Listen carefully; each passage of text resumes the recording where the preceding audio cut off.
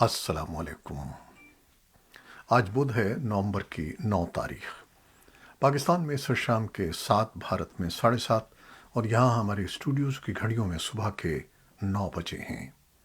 Voice of America Washington کی Urdu service سے میں ہوں خالد حمید، خبروں کے بلیٹن کے ساتھ۔ آغاز کرتے ہیں امریکہ میں مڈ ٹرم انتخابات اور پاکستان اور جنوبی ایشیا کی خبروں سے۔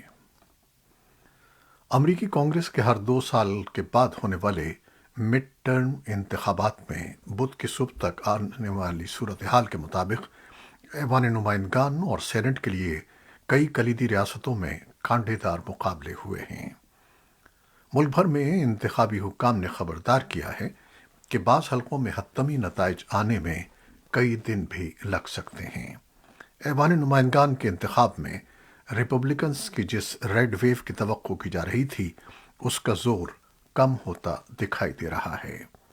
ریپبلکنز ممکنہ طور پر ایوان نمائندگان میں ممکنہ طور پر بڑھتری تو حاصل کر سکتے ہیں، لیکن ان کی نشستوں کی تعداد توقع سے کم ہونے کا امکان ہے۔ ایسوسی ایٹڈ پریس کے مطابق امریکی کانگریس کے کنٹرول میں اس وقت توازن دکھائی دے رہا ہے، کیونکہ ڈیموکریٹس نے حیرت انگیز طور پر بہت زیادہ طاقت کا مظاہرہ کیا ہے اور ریپبلکنز کو متعدد مقابلوں میں شکست دے کر ان توقعات کو زائل کر دیا ہے کہ افراط زر کی بلند شرح اور صدر بائیڈن کی مقبولیت کی شرح میں کمی ان کی جماعت کو مڈ ٹرم انتخابات میں متاثر کرے گی۔ ایسوسی ایٹڈ پریس کے مطابق پارٹی کے لیے ایک سب سے مثبت خبر یہ ہے کہ ڈیموکریٹ جان فیٹرمین نے سینٹ میں ریپبلکن کی ایک نشست چھین لی ہے، جو چیمبر پر پارٹی کا کنٹرول برقرار رکھنے کی امیدوں کے لیے انتہائی اہم ہے۔ وسکونسن، نیواڈا، جارجیا اور ایریزونا میں سینٹ کی نشستوں کے بارے میں ابھی کچھ کہنا قبل از وقت ہے، جو اکثریت کا تعین کر سکتی ہیں۔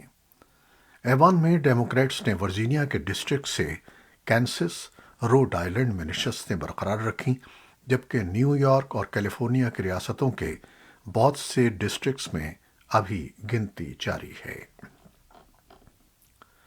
امریکی ناظم الامور کیرن ڈیکر پاکستان میں مقیم افغان اور پاکستانی حکام سے بات چیت کے لیے پاکستان کے دورے پر ہیں۔ انہوں نے ایک ٹویٹ میں کہا کہ وہ اس ہفتے اسلام آباد میں حالات کے بارے میں جاننے اور سننے کا دورہ جاری رکھے ہوئے ہیں۔ ان کا کہنا تھا کہ لگ بھگ 30 سال بعد، جو ایک طویل عرصہ ہے، وہ پاکستان واپس آ کر اچھا محسوس کر رہی ہیں۔ پاکستان میں افغان لوگوں کی صورتحال کے بارے میں مزید جاننے اور افغان لوگوں اور افغانستان کی حمایت کے لیے یہاں کام کرنے والے لوگوں اور گروپوں سے ملنے کی وہ منتظر ہیں۔ پاکستان کے وزیر اعظم شہباز شریف مصر کے شہر شرم الشیخ میں اقوام متحدہ کے تحت 6 نومبر سے شروع ہونے والی موسمیاتی تبدیلی کی کانفرنس میں شرکت کے بعد نجی دورے پر لندن پہنچ گئے ہیں۔ مصر میں 2 روزہ قیام کے دوران وزیر اعظم شریف نے موسمیاتی تبدیلیوں کے اثرات سے نمٹنے کے لیے منعقد ہونے والی 27ویں سربراہی کانفرنس سے خطاب کرنے کے ساتھ ساتھ اس موقع پر ہونے والی مختلف تقریبات میں بھی شرکت کی۔ انہوں نے عالمی رہنماؤں پر زور دیا کہ موسمیاتی تبدیلی سے ہونے والے نقصانات کے ازالے کے لیے درکار مالیاتی وسائل کے معاملے بھی اس کانفرنس کے ایجنڈے میں شامل کرنے کی ضرورت ہے، تاکہ موسمیاتی تبدیلی کے بڑے چیلنج سے نمٹنے کے لیے کیے گئے وعدوں کو پورا کیا جا سکے۔ خیبر پختونخوا کے افغانستان سے ملحقہ قبائلی ضلع جنوبی وزیرستان کے مرکزی انتظامی شہر وانا کے ڈگری گرلز کالج کی طالبات کے مظاہرے کے بعد حکام نے کالج میں اساتذہ کی تعیناتی اور دیگر سہولیات کی فراہمی پر کام شروع کر دیا ہے۔ کالج کی متعدد طالبات نے منگل کے روز مطالبات کے حق میں ایک مظاہرہ کیا تھا۔ پاکستان کے چین سے ملحقہ گلگت بلتستان میں ایک روز قبل لڑکیوں کے 9 تعمیر شدہ گرلز مڈل اسکول کو نامعلوم افراد کے ہاتھوں نظر آتش کرنے کے خلاف چیلاس میں نوجوانوں کی ایک تنظیم کی اپیل پر بدھ کے روز ایک مظاہرہ کیا گیا۔ مظاہرین نے اسکولوں کو تباہ کرنے کے واقعات کے خلاف نعرے لگائے اور ٹائروں کو جلا کر سڑکوں کو کئی گھنٹوں تک آمد و رفت کے لیے بند کر دیا۔ گلگت بلتستان کی ایک مبینہ مذہبی انتہا پسند تنظیم نے دیامر کے علاقے سینیگال میں اسکول جلانے کے واقعے سے لا تعلقی کا اظہار کیا ہے۔ گلگت بلتستان کے وزیر اعلیٰ اور چیف سیکریٹری نے پہلے ہی سے اس واقعے کا سختی سے نوٹس لیتے ہوئے سیکیورٹی فورسز کو اس واقعے میں ملوث افراد کی فوری گرفتاری کی ہدایت کی ہے۔ بھارت کے وزیر خارجہ ایس جے شنکر نے منگل کے روز ماسکو میں اپنے روسی ہم منصب سرگئی لیوروف سے ملاقات کی ہے اور باہمی دلچسپی کے دو طرفہ علاقائی اور عالمی امور پر تبادلہ خیال کیا ہے۔ مذاکرات کے دوران روس یوکرین جنگ کے معاملے پر بھی گفتگو ہوئی اور جے شنکر نے جنگ بندی کے لیے ایک بار پھر بھارت کی مدد کی پیشکش کی۔ وہ 2 روزہ سرکاری دورے پر پیر کی شام ماسکو پہنچے تھے۔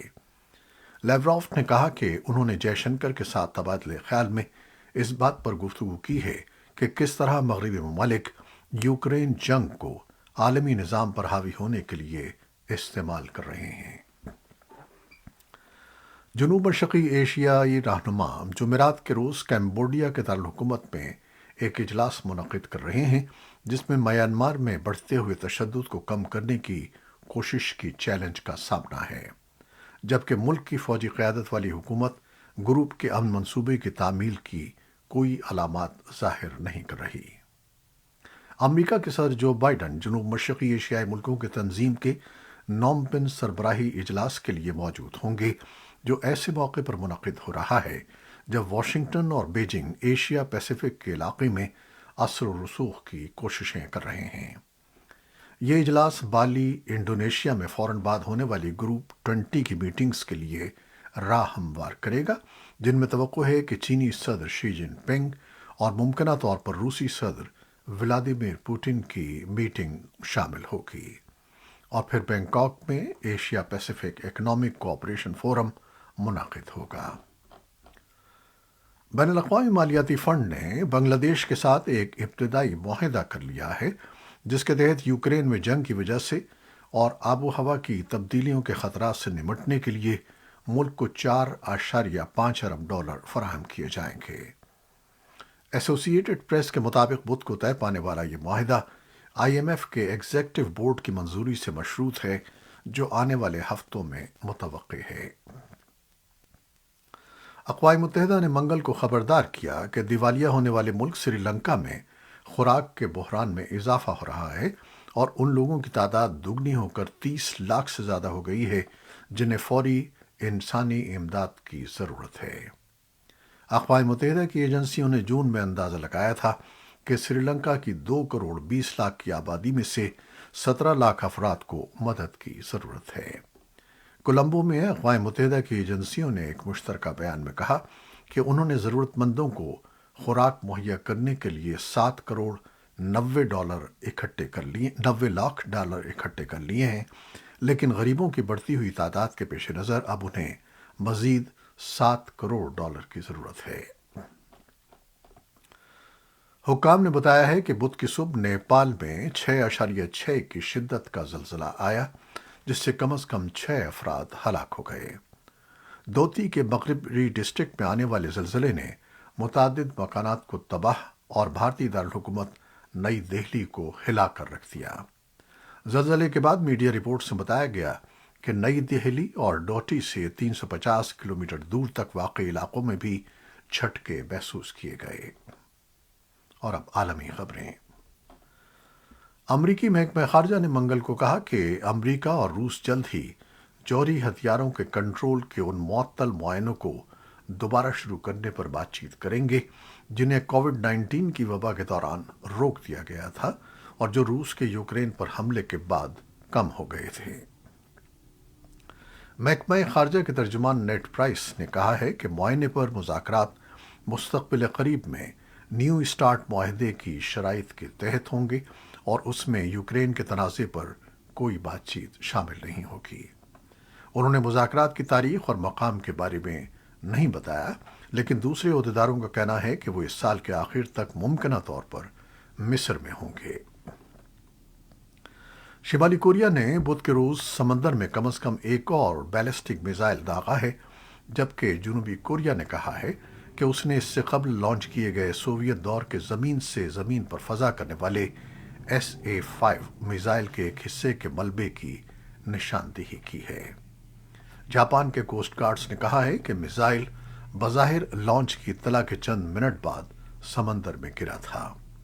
جاپان کے وزیر دفاع ہامادا نے صحافیوں کو بتایا کہ میزائل نے 50 کلومیٹر کی بلندی تک پرواز کی اور 250 کلومیٹر تک کی رینج کا احاطہ کیا۔ انہوں نے کہا کہ حکومت نے بیجنگ کے توسط سے سفارتی چینلز کے ذریعے شمالی کوریا کے لیے سخت احتجاج رجسٹر کرایا اور ٹوکیو نے اس لانچ کی شدید مذمت کی ہے۔ سول کے جوائنٹ چیف آف اسٹاف نے یہ بھی کہا کہ اس نے شمالی کوریا کی جانب سے ایک غیر متعینہ بیلسٹک میزائل کے لانچ کا بھی سراغ لگایا ہے۔ امریکہ کے صدر جو بائیڈن اس پیغام کے ساتھ مصر میں آب و ہوا کے بین الاقوامی مذاکرات میں آ رہے ہیں کہ آب و ہوا کی تبدیلی سے لڑنے کے امریکی تاریخی اقدامات جاری رہیں گے۔ ایسوسی ایٹڈ پریس کے مطابق آب و ہوا سے متعلق صدر بائیڈن کے موجودہ اور سابق اعلیٰ عہدیداروں نے کہا ہے کہ آب و ہوا کی تبدیلی سے نمٹنے کے لیے کانگریس کی جانب سے اب تک کے منظور کردہ $375 ارب کے پیکج کا بڑا حصہ اس طریقے سے تیار کیا گیا ہے جس نے مستقبل کی ریپبلکن کانگریس یا صدور کے لیے اسے پلٹنا مشکل اور ناگوار بنا دیا ہے۔ بیرونی ماہرین اس سے اتفاق کرتے ہیں لیکن کہتے ہیں کہ بائیڈن کے آب و ہوا کے ایجنڈے کے دوسرے حصوں کو ریپبلکن کانگریس اور عدالتیں روک سکتی ہیں۔ اقوام متحدہ کے ماہرین نے منگل کے روز جاری ایک رپورٹ میں گرین ہاؤس گیسوں کے اخراج کے لیے سخت معیار پر زور دیتے ہوئے کہا ہے کہ گرین ہاؤس گیسوں کے اپنے اخراج کو زیرو تک لانے کے وعدے کرنے والی کمپنیوں کے لیے بہتر ہے کہ وہ یہ یقینی بنائیں کہ ان کے پاس کوئی مستند منصوبہ ہے اور وہ صرف جھوٹے وعدے نہیں کر رہی۔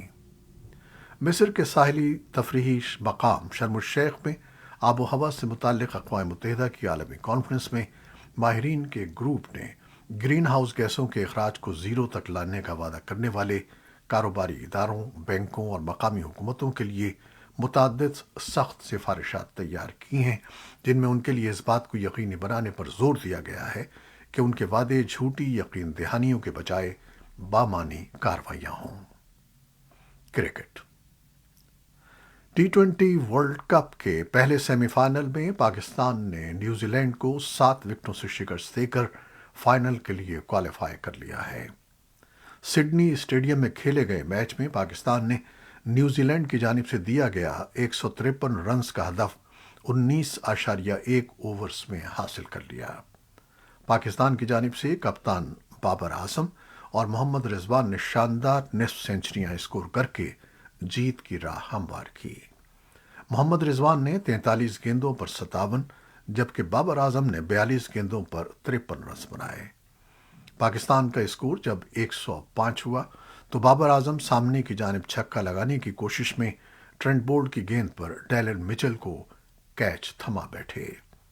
بابر کے بعد پاکستان کے ابھرتے ہوئے جارح مزاج بلے باز محمد حارث کریز پر آئے اور محمد رضوان کے ساتھ مل کر انہوں نے پاکستان کو جیت کے مزید قریب پہنچا دیا۔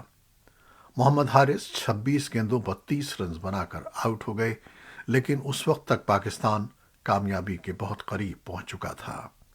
شان مسعود نے ٹرنٹ بولٹ کے اوور میں وننگ شاٹ لگا کر پاکستان کو تیسری مرتبہ T20 ورلڈ کپ کے فائنل میں پہنچا دیا ہے۔ یہ تھیں وہ خبریں جو فیس بک لائیو پر ہم نے آپ کے لیے پیش کی۔ ہماری ویب سائٹ، یوٹیوب اور پوڈ کاسٹ پر یہ بلیٹن آپ کے لیے پوسٹ کر دیا جاتا ہے۔ آپ ہمارے بلیٹن کو شیئر کرتے ہیں اور اپنے کمنٹس میں اپنی محبتوں اور دعاؤں کا اظہار کرتے ہیں جس کے لیے ہم آپ کے بے حد ممنون ہیں۔ اپنی ان کاوشوں کو جاری رکھیے گا۔ نیوز ایڈیٹر یاسمین جمیل کے ساتھ خالد حمید کو اب اجازت دیجیے گا۔ اللہ حافظ۔